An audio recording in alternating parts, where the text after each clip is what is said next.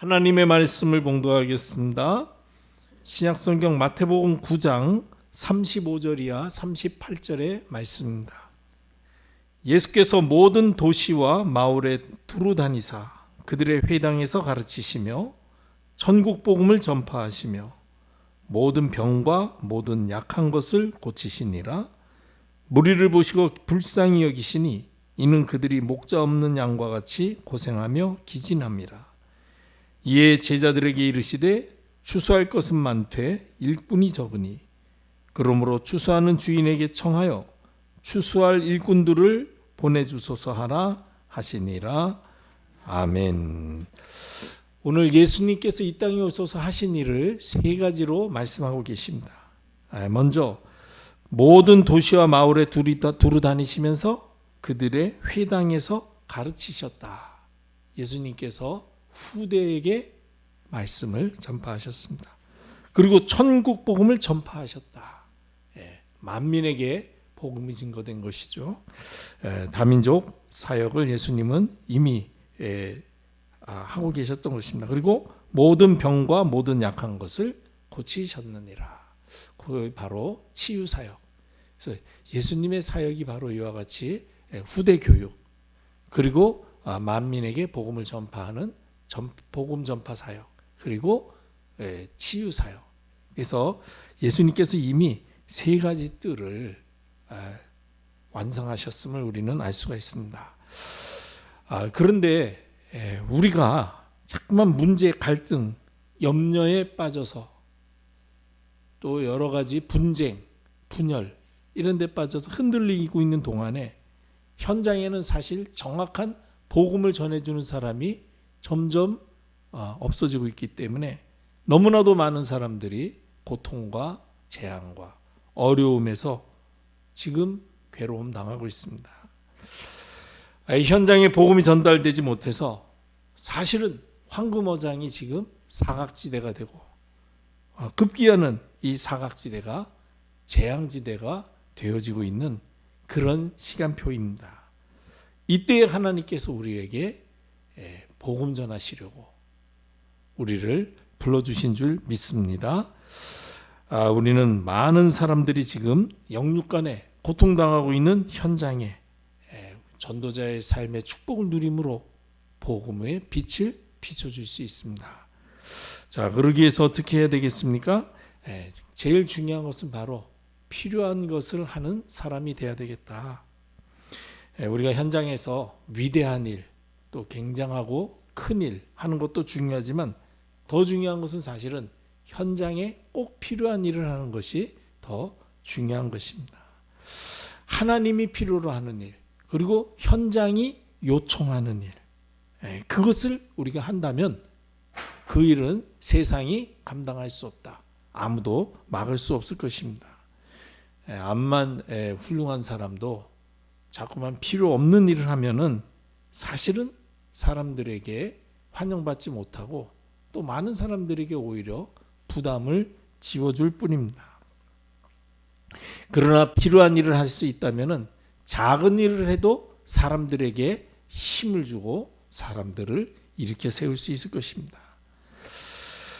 지금 현장에서 생명운동이 일어나지 않는 것은 안타깝게도 너무나도 많은 사람들이 복음과 복음의 필요성을 보지 못하고 있기 때문에 특별히 교회가 현장에 복음 아니면 안 되는구나, 복음 아니면 소망 없구나 이렇게 보지를 못하고 있어요. 그래서 교회가 지금 그냥 전통과 그리고 율법 그리고 인본주의 그리고 어떻게든지 잘 되보려고 하는 불건전한 신비주의 이런 쪽에 지금 교회가 너무 관심을 가지고 그런 쪽으로 그런 방향으로 가고 있다는 것입니다. 결국은 사실은 안 될 일을 하고 있으니 그리고 그 일에 열심을 하고 있으니 점점 더 현장은 멀어지는 것이고 현장을 외면하고 있다는 것입니다. 결국은 교회가 이렇게 힘을 잃고 다른 거 하고 있을 그동안에 현장에 너무나도 많은 사람들은 복음을 받지 못하고 있습니다. 237 나라 5천 종 모든 사람에게 복음을 전하는 일을 우리가 감당해야 되겠다. 특별히 지금 우리 포항 현장에 다민족 아마 너무 많이 와 있습니다. 그 사람들을 우리가 복음으로 각인뿌리 체질되도록 도와서 그들의 나라로 돌아갈 수 있도록, 그때 우리가 그들을 그 나라 살릴 수 있는 선교사로 파송할 수만 있다면은 그야말로 하나님이 원하시고 필요로 하는 일, 우리 교회가 할 수 있는 줄 믿습니다. 그래서 현장에서 꼭 필요한 일이 바로 무엇이냐? 모두가 다 복음과 상관없는 일을 하고 있을 때 우리는 한 사람에게라도 제대로 복음을 전달하고 그 복음으로 각인뿌리 체질되도록 해서 특별히 다민족들을 찾아 이 복음을 전달해서 한 사람이 한 나라를 살릴 수 있는 선교사로 세워져서 파송되는 일, 이 일을 우리가 꼭 해야 되겠다. 이것이 바로 하나님이 필요로 하는 일이요, 바로 현장이 지금 이 시대에 우리 이 시대의 현장에서 많은 사람들이 요청하는 일이다. 마게도냐 사람이 와서 우리를 도와달라 그러지 않았습니까? 그 마게도냐 사람이 다민족 아닙니까? 이 바울 전도팀 입장에서 볼 때 지금 이렇게 이 포항 안에 지금 한 7,600명 정도의 다민족이 있다 그럽니다. 그리고 외국인 국적을 가진 사람이 한 840명. 그러니까 뭐 대략 한 8,500명 가량의 사실은 외국 국적의 사람들이 있어요. 그들에게 복음을 전해야 됩니다. 그들에게 복음으로 각인뿌리 체질되도록 돕고 그들에게 전도해야 될 이유를 알게 하고 하나님께서 자기 나라를 살릴 남은 자로 또 남는 자로 남길 자로 부르셨음을 알도록 우리가 도와야 됩니다. 그 일이 바로 꼭 필요한 일. 그래서 우리가 다민족의 뜰을 세워서 그들에게 복음으로 답을 주고 한 나라 살리는 선교사로 세우는 일을 우리 2025년부터 시작해야 되겠다. 그 일에 우리 윤성지 장로님이 제일 책임감 가지고 기도 시작하시기를 축복합니다. 그리고 꼭 봐야 될 것이 있습니다. 바울은 가는 곳마다 회당을 찾아 들어가서 복음을 전하고 전도 운동을 폈습니다. 왜냐하면 그 당시에 회당이 바로 황금어장인데 그 황금어장 중에 황금어장의 이유가 회당에서 후대들을 만날 수 있었기 때문입니다. 이 렘넌트 사역은 그야말로 이 시대에 반드시 해야 될 일이죠. 미래를 살리기 위해서는 우리가 다음 세대에게 복음을 전달하는 것은 너무나도 당연한 일입니다. 이 사역을 감당하기 위해서 우리 자신이 먼저 하나님이 주시는 힘을 얻어야 될 것입니다. 그래야만 우리를 통해서 우리 후대들에게 복음이 전달되어지고 우리 후대들이 복음으로 각인뿌리 체질되어질 수 있기 때문입니다. 그래서 우리가 반드시 보아야 될 것, 지금 우리의 후대들에게 복음이 전달되어야 된다. 다른 것이 들어가기 전에 복음이 먼저 우리 후대의 생각 속에, 마음 속에, 영혼 속에 각인뿌리 체질될 수 있도록 우리가 렘넌트를 세워야 된다. 그래서 이 렘넌트 세우는 일을, 그리고 렘넌트 제자 세우는 일, 특별히 TCK 제자 세우는 일에 우리 교회가 좀 집중하는 그런 2025년이 되어야 되겠다. 이 사역을 두고는 우리 박희찬 장로님께서 책임감을 가지시고 집중 기도하실 때 하나님께서 다윗과 같은, 요셉과 같은, 다니엘 같은 중요한 렘넌트들, 또 에스더 같은 그런 렘넌트들 만나게 해주실 줄로 믿습니다. 그리고 마지막으로 우리가 하나님과 통해야 될 일이, 하나님과 우리 마음이 통해야 될 일이 있습니다. 그것이 바로 무엇입니까? 우리가 구원받지 못한 사람들을 볼 때에 진짜 하나님의 심정으로 그 영혼을 볼 수 있어야 되겠다는 것입니다.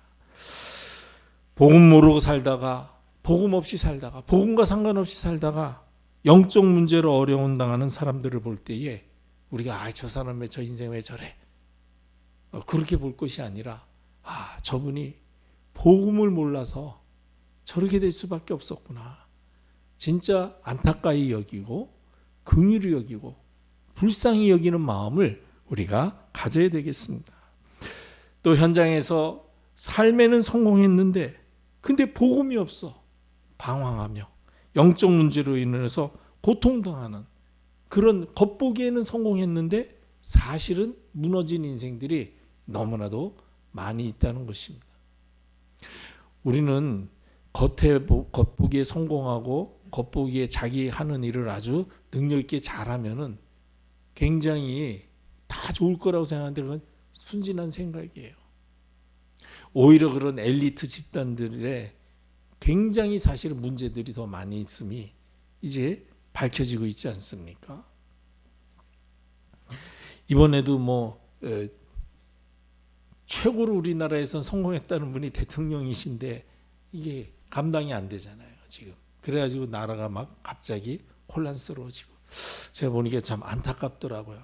제대로 복음을 전달했으면 어렸을 때 교회도 다니시고 그랬다 그러고 어려울 때 또 예배 드리고 그러는 거 보니까 뭔가 좀 의지하고 하자는 마음이 있는데 복음을 제대로 딱 이해하고 복음으로 힘을 얻었다면은 아주 큰 일을 할 수 있었을 그런 기회도 가지고 그랬는데 이게 잘 안 되니까 우리가 그걸 이해해야 됩니다. 그렇구나. 그래서 하나님이 복음 아니면 안 된다 그랬구나.